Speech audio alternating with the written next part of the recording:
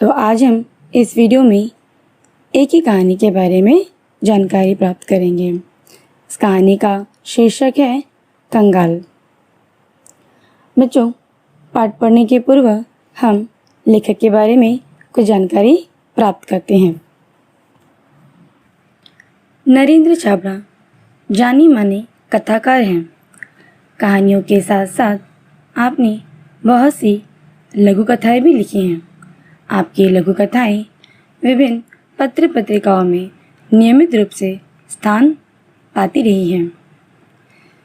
बच्चों, इनकी प्रमुख कृतियां हैं मेरी चुनिंदा लघु कथाएं आदि। बच्चों, पहले तो हम लघु कथा क्या है इसका अर्थ समझते हैं। लघु कथा शब्द का निर्माण लघु और कथा से मिलकर हुआ है। लघु का अर्थ होता है छोटी और कथा का अर्थ होता है कहानी, मतलब छोटी कहानी। लघु कथा का अर्थ होता है मतलब बच्चों छोटी कहानी। लघु कथा गद्य की एक ऐसी विधा है जो आकार में लघु है और उसमें एक कथा तत्व विद्यमान है। बच्चों, लघु कथा की परंपरा सदियों पुरानी है। यह विधा हमारी जड़ों में विद्यमान है। जैसा आप सभी ने अपनी दादी नानी से विभिन्न विषयों पर कहानी सुनी होगी, वे सब लघु कथा का ही एक रूप है। बच्चों, लघु कथा का लक्ष्य मानव जीवन की विविध समस्याओं और संवेदनाओं को व्यक्त करना है। इसमें मानव जीवन की कोई एक घटना या परिस्थिति का वर्णन किया जाता है। कंगाल इस लघु कथा में हमारी मानसिक प्रवृत्ति के बारे में बताया गया है। लेखक नरेंद्र छाबड़ा ने मनुष्य की दोहरी प्रवृत्ति यानी उसके दोहरे व्यवहार को इस कहानी में दर्शाया है। वे कहना चाहते हैं, जब लोग बड़ी बड़ी दुकानों, मॉल या बड़े होटलों में जाते हैं तो वहाँ वे सामानों के निश्चित मूल्यों के बारे में कोई मोलभाव नहीं करते। जो सामान जैसा होता है उस रूप में उसे खरीद लेते हैं। कई बार तो वे वहाँ ठगी भी जाते हैं, पर अपनी इंसल्ट ना होने की वजह से वह किसी वस्तु का मोलभाव वहाँ पे नहीं करते और जितने मांगे गए पैसे होते हैं वह शौक से देकर चले आते हैं। पर बच्चों, वही व्यक्ति जब किसी छोटे दुकान पर जाता है या किसी ठेले वाले से या किसी रेहड़ी वाले से कोई सामान खरीदता है तो उनके व्यवहार में परिवर्तन हो जाता है। उनका व्यवहार तुरंत बदल जाता है। वे उनसे 1-2 रुपए कम कराने के लिए बहस करने लगते हैं। तो बच्चों, लेखक ने हमारी इसी मानसिकता को बदलने की कोशिश की है। उन्होंने इस कहानी के माध्यम से हमें अपनी इस दोहरी मानसिकता को बदलने के लिए प्रेरित किया है। तो चलिए बच्चों, अब हम अपनी कहानी की ओर बढ़ते हैं। इस वर्ष बड़ी भीषण गर्मी पड़ रही थी। दिन तो अंगारे से तप ही रहे थे, रातों में भी लू और उमस से चैन नहीं मिलता था।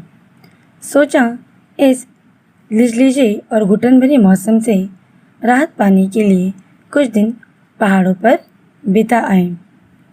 अब बच्चों, यहाँ हम देखते हैं शायद गर्मी का मौसम था। लेखक यहाँ कहते हैं कि उस वर्ष बड़ी भीषण गर्मी थी। भीषण मतलब बहुत ही अधिक या भयंकर गर्मी पड़ रही थी और दिन तो जैसे अंगारे से तप रहे हों। अंगारे मतलब बच्चों, जब सूरज की रोशनी बहुत तेज फैलती है और तब ऐसा लगता है जो वो धूप आ रही है उस धूप से जो आँच लगती है उसे तपना कहते हैं। तो लेखक कहते हैं कि जो सूरज से जो धूप आ रहा था, जो रोशनी आ रही थी, वो ऐसे तप रहे थे, धूप से आँच लग रही थी। और रातों में भी लू और उमस थे। लू मतलब होता है बच्चों तपी हुई हवा या वायु का झोंका। मतलब इतनी शाम के समय भी, रात के समय भी जब हवा चलती थी तो वह हवा कैसी गरम गरम चलती थी। जो हवा का झोंका आता था वह गरम होता था, तो उसे लू कहते हैं। और उमस का अर्थ होता है हवा न चलने से जो हमें गर्मी महसूस होती है ना, उसे उमस कहते हैं। गर्मी के मौसम में हमने देखा है कि जब बहुत तेज़ गर्मी होती है, हम बहुत बेचैन होते हैं, हवा नहीं चलती है और हमारा दम घुटने लगता है। तो लेखक यहाँ कह रहे हैं कि रात में भी लू और उमस से उन्हें चैन नहीं मिल रहा था, मतलब बेचैनी हो रही थी। तो उन्होंने इस लिजलिजे का अर्थ होता है मतलब बेढंगा, मतलब कुछ ढंग का नहीं हो, वहाँ पे कुछ अच्छा नहीं लग रहा हो, अशोभनीय। बेढंग लिजलिजे मतलब सीलन भरा, मतलब बहुत गर्म हो। और ऐसे घुटन भरे मौसम से राहत पाने के लिए लेखक कुछ दिन पहाड़ों पर चले गए। पहाड़ों पर बिताने के लिए उन्होंने सोचा। राहत मतलब आराम। उस भीषण गर्मी से आराम पाने के लिए लेखक ने पहाड़ों यानी हिल स्टेशन पर जाने का निश्चय किया। अगले सप्ताह ही पर्वतीय स्थल की यात्रा पर निकल पड़े। 2-3 दिनों में ही मन में सुकून सा महसूस होने लगा था। वहाँ का प्राकृतिक सौंदर्य, हरे भरे पहाड़ गर्व से सीना ताने खड़े, दीर्घता सिद्ध करते वृक्ष, पहाड़ों की नीरवता में हल्का सा शोर कर अपना अस्तित्व सिद्ध करते झरने मन बदलाव के लिए पर्याप्त थे। बच्चों, यहाँ हम देखते हैं कि अगले ही सप्ताह मतलब होता है नेक्स्ट वीक, हफ्ता जिसे कहते हैं। अगले ही सप्ताह नेक्स्ट वीक ही लेखक पर्वतीय स्थल यानी कि हिल स्टेशन की यात्रा के लिए निकल पड़ते हैं। और जाने के 2-3 दिनों में ही उनके मन को सुकून सा महसूस होने लगता है। सुकून मतलब बच्चों राहत मिलना, शांति मिलनी। जब हम बहुत गर्मी भरे माहौल से निकलते हैं और किसी अच्छे जगह पर या किसी हिल स्टेशन पर, किसी सुंदर जगह पर, ठंडी जगह पर जाते हैं तो हमारे मन को बहुत शांति मिलती है, बहुत सुकून मिलता है। तो ऐसा ही अनुभव लेखक भी फील कर रहे थे। उनके मन को बहुत सुकून मिल रहा था। लेखक ने वहाँ के प्राकृतिक सौंदर्य के बारे में बताया कि वहाँ जो पहाड़ है, हरे भरे पहाड़ गर्व से सीना ताने खड़े हैं। लेखक कहना चाहते हैं मतलब जिस स्टेशन पर वो गए हैं वहाँ जो पहाड़ है वह हरे भरे पेड़ों से भरा हुआ है और वो पहाड़ ऐसा लगता है जैसे वह गर्व से सीना तान कर खड़ा है।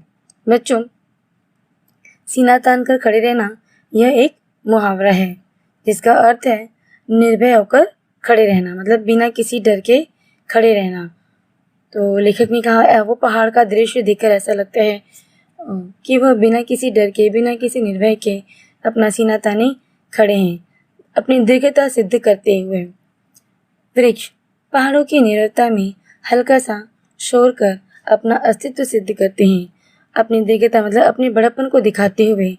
वहाँ के जो वृक्ष हैं, जो ऊंचे ऊंचे बड़े बड़े जो वृक्ष हैं, वह पहाड़ों की नीरवता मतलब शब्द रहित, जिसमें ध्वनि ना हो। बच्चों, जब हम स्टेशन पे जाते हैं तो वहाँ का माहौल कैसा एकदम शांत होता है, आवाज़ नहीं होती। तो लेखक क्या कहते हैं, उन पहाड़ों की नीरवता में मतलब उस शांत माहौल में, शब्द रहित माहौल में जो बड़े बड़े पेड़ हैं वो हल्का सा शोर मचाकर अपना अस्तित्व सिद्ध करते हैं। मतलब वह पेड़ वहाँ पर बता रहे हैं कि हम यहाँ पर हैं। और वहाँ पे जो झरने हैं वह मन बदलने के लिए पर्याप्त हैं। मतलब उन्होंने यहाँ बहुत ही सुंदर दृश्य बताया, हरे भरे पहाड़ और झरनों की कलकलाहट, पेड़ों का हल्का सा शोर, ये हमारे मन को बदलने के लिए, मन को शांति देने के लिए बहुत ही पर्याप्त, मतलब बहुत ही अच्छा है। उस दिन शाम के वक्त झील किनारे टहल रहे थे। एक भुट्टे वाला आया और बोला, साहब भुट्टा लेंगे? गरम गरम भूनकर मसाला लगाकर दूंगा। सहज ही पूछ लिया, कितने का है? 5 रुपए का। क्या 5 रुपए में एक भुट्टा? हमारे शहर में तो 2 रुपए में एक मिलता है, तुम 3 ले लो। नहीं साहब, 5 से कम तो नहीं मिलेगा, तो रहने दो, हम आगे बढ़ गए। यहाँ पे बच्चों लेखक बताते हैं कि एक दिन शाम को वह झील किनारे टहलने लगे। मतलब वह बाहर घूमने फिरने के लिए निकले और झील के किनारे टहल रहे थे। तभी उनके पास एक भुट्टा वाला आया और उसने लेखक को कहा कि साहब भुट्टा लेंगे, गरम गरम भून कर मसाला लगाकर दूंगा। वो भुट्टे वाला लेखक से कहता है कि वह उस भुट्टे को अच्छे से गरम कर कर और जो भी मसाले हैं वो डालकर देगा। तो लेखक ने उस भुट्टे वाले से उसका भाव पूछ लिया, उसका दाम पूछ लिया कि कितने का है यह एक भुट्टा। भुट्टे वाला कहता है 5 रुपये का। तब लेखक कहते हैं, क्या 5 रुपये में एक भुट्टा? हमारे शहर में तो 2 रुपये में मिलता है। लेखक यहाँ उससे मोल भाव करने लगते हैं। वह 5 रुपये का एक भुट्टा बेचता है और लेखक उससे भुट्टे का पैसा कम कराते हैं और उससे कहते हैं कि हम जहाँ शहरों में रहते हैं वहाँ तो 2 रुपये में एक मिलता है। ठीक है, तुम 2 नहीं तो 3 रुपये ले लो। लेकिन भुट्टे वाला भी मना कर देता है। वह कह देता है, सीधे सीधे कह देता है, नहीं साहब, 5 से कम तो नहीं मिलेगा। तब लेखक ने उस भुट्टे वाले से मोल भाव किया और जब भुट्टे वाले ने पैसे कम नहीं किए तो लेखक वहाँ से चलते बने और आगे निकल पड़े। एकाएक पैर ठिठक गए और मन में विचार उठा कि हमारे जैसे लोग पहाड़ों पर घूमने का शौक़ रखते हैं, हज़ारों रुपए खर्च करते हैं, अच्छे होटलों में रुकते हैं, जो बड़ी दुकानों में बिना दाम पूछे खर्च करते हैं, पर गरीब से 2 रुपए के लिए झिकझिक करते हैं। कितने कंगाल हैं हम। उल्टे कदम लौटा और 20 रुपए में 4 भुट्टे खरीद कर चल पड़ा अपनी राह। मन अब सुकून अनुभव कर रहा था। अब बच्चों, यहाँ हम देखते हैं कि लेखक जो भुट्टे वाले से भुट्टे का पैसा कम करवाते हैं तो भुट्टे वाला मना कर देता है। वह उसे 5 रुपये से कम में नहीं बेचना चाहता और लेखक भी उससे मोल भाव करते हैं और उसके भुट्टे वाले के मना करने पर लेखक आगे बढ़ जाते हैं। अब चलते चलते यानी एकाएक लेखक के पैर ठिठक गए। ठिठकना मतलब होता है बच्चों, चलते चलते सहसा रुक जाना, मतलब अचानक से वे रुक गए और उनके मन में एक विचार उठा। वे सोचने लगे कि हम जैसे लोग पहाड़ों पर घूमने का शौक़ रखते हैं, पहाड़ों पे घूमने आते हैं और हज़ारों रुपए खर्च करते हैं, है ना बच्चों। हम छुट्टियों के समय पहाड़ों पर घूमने जाते हैं, बड़े बड़े रेस्टोरेंट में जाते हैं, हिल स्टेशन पर जाते हैं और वहाँ होटलों में रहने के लिए हज़ारों लाखों रुपए खर्च भी करते हैं, है ना। और अच्छे होटलों में रुकते हैं, उसके लिए भी हमें काफ़ी पैसे देने पड़ते हैं और बड़ी बड़ी दुकानों में हम जाते हैं और वहाँ पे बिना दाम पूछे हम दुकानों से सामान लेते हैं और उन्हें जो भी बिल बन पड़ता है, जो भी पैसे बन पड़ते हैं दे देते हैं। हम उनसे मोल भाव नहीं करते। पर जब हम किसी रेहड़ी वाले या किसी फेरी वाले से या किसी छोटी दुकानों पर जाते हैं तो वहाँ पे हम उन गरीबों से 2-3 रुपए के लिए झिकझिक करने लगते हैं, मतलब उनसे मोल भाव करने लगते हैं, उनके साथ जिद करने लगते हैं, बहस करने लगते हैं कि पैसे कम करने के लिए, चाहे वो खाने की वस्तु हो या कपड़े हो, कोई भी वस्तु हो, कोई भी चीज़ हो, उसके लिए हम उन गरीब लोगों से मोल भाव करने लगते हैं। लेखक कहते हैं हम कितने कंगाल हैं ना, मतलब कंगाल मतलब होता है बच्चों हम कितने गरीब हैं। हम लाखों रुपए, हज़ारों रुपए अपने खाने के लिए, अपने शौक़ के लिए खर्च करते हैं, पर जब हम किसी गरीब से कोई वस्तु लेते हैं तो वहाँ हम 1-2 रुपए के लिए भी उससे झिकझिक करेंगे या फिर उससे बहस करना शुरू कर देते हैं। तो लेखक को इस चीज़ का बहुत गिल्ट फील होता है, उन्हें बहुत बुरा लगता है। वो अपने आप को कहते हैं कि हम सच में हम कंगाल हैं, हम निर्धन हैं, हमारे पास इतना पैसा रहकर भी हम गरीब हैं।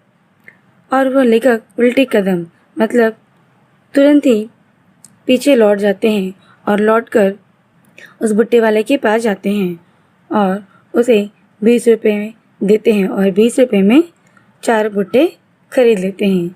भुट्टे खरीदने के बाद लेखक अपनी राह पर मतलब अपने रास्ते पर चल देते हैं। अब उन्हें बहुत ही सुकून का अनुभव हो रहा है।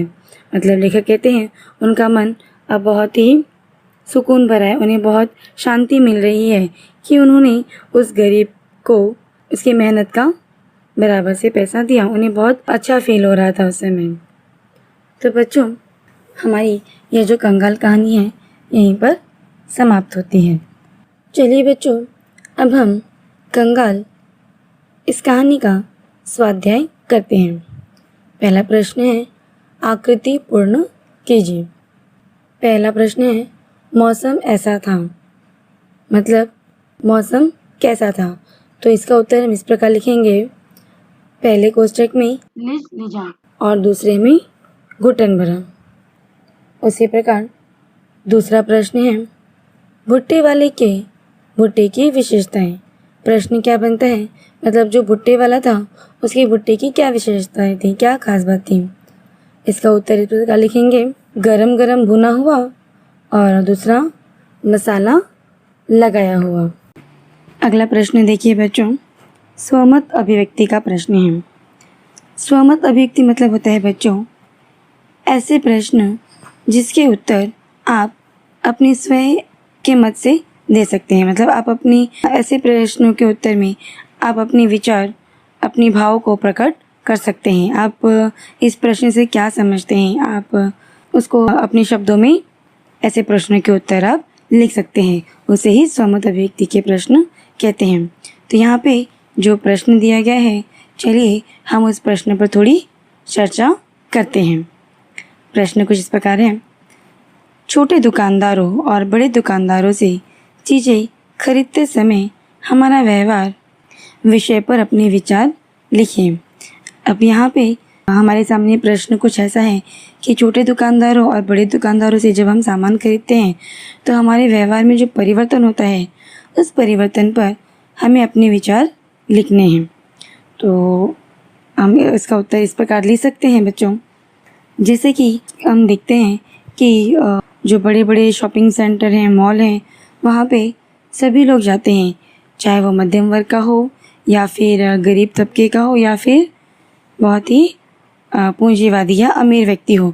सभी लोग मॉल में, शॉपिंग सेंटर में जाना पसंद करते हैं।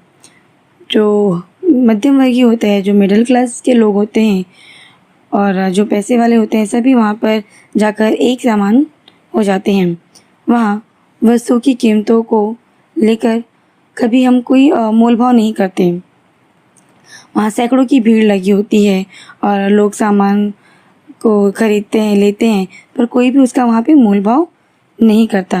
वहाँ कई बार तो बच्चों ऐसा भी होता है कि किसी वस्तु का भाव अधिक होने के बावजूद भी हम वहाँ पे उसका पैसा देकर आ जाते हैं, पर वहाँ हमें मॉल में सामने वाले से पूछने की हिम्मत ही नहीं होती और जो भी भाव रहता है हम देकर आ जाते हैं। कई बार हम ठग लिए जाते हैं मॉल में, है ना, ऑफ़र के चक्कर में भी हम कई बार ठग लिए जाते हैं, पर वहाँ हमारी इंसल्ट होगी, हमें बहुत शर्म फील होगा, हमारी इज़्ज़त घट जाएगी सब लोगों के सामने। तो इस दिखावे के चक्कर में हम कई बार ठगे भी जाते हैं और हम चुपचाप पैसे देकर बाहर आ जाते हैं। पर वही व्यक्ति जब किसी छोटे दुकान में जाता है या फिर किसी ठेले वाले के पास या छोटे दुकान से सामान खरीदता है तो वहाँ पर हर एक चीज़ में प्राइस लिखे होने के बावजूद भी वहाँ पर 2-4 रुपये कम कराने की कोशिश करता है। जो भी भाव होता है उसे कम कराने की कोशिश करता है। यहाँ पे उस व्यक्ति को अपनी इज्जत की परवाह नहीं होती और उसे लगता है कि वो दुकानदार से बहुत ज़्यादा बड़ा है, वो पैसे वाला है और वो जो सामान वस्तु बेच रहा है वो गरीब है। उसे वो डराने की कोशिश करता है और उससे मोल भाव करता है। तो बच्चों, लेखक हमें यहाँ बताते हैं कि हमें ऐसे ही स्वभाव को बदलना है, ऐसी ही सोच को हमें बदलना है। हम उस गरीब व्यक्ति के सामने, उस ठेले वाले के सामने, उस दुकानदार के सामने बड़े हो जाते हैं और मोल भाव करना शुरू कर देते हैं और हम कई बार से धमकी भी देते हैं कि हम ठीक है, हम नहीं लेंगे, हम आगे चले जाएंगे। तो कई बार मजबूरी में उनको कम दामों में या फिर मुद्दल दामों में अपनी वस्तुओं को बेचना पड़ता है। बिना मुनाफा लिए उन्हें कई बार अपनी वस्तुओं को बेचना पड़ता है। हम ऐसा व्यवहार क्यों करते हैं? क्योंकि हमें पता है जो सामने वाला वस्तु बेच रहा है वह गरीब आदमी होता है। तो बच्चों, हमें यहाँ पर अपनी सोच को बदलना बहुत ज़रूरी है। हमें भी, चाहे छोटे व्यापारी हो, चाहे वो दुकानदार हो, चाहे वो ठेले वाला हो, हमें उनसे मोल भाव न करते हुए उनके वस्तुओं का उचित भाव देना चाहिए। आशा है बच्चों आपको कंगाल ये कहानी समझ आई होगी। बच्चों, इस लघु कथा का भाग 2 हम दूसरे वीडियो में देखेंगे। धन्यवाद।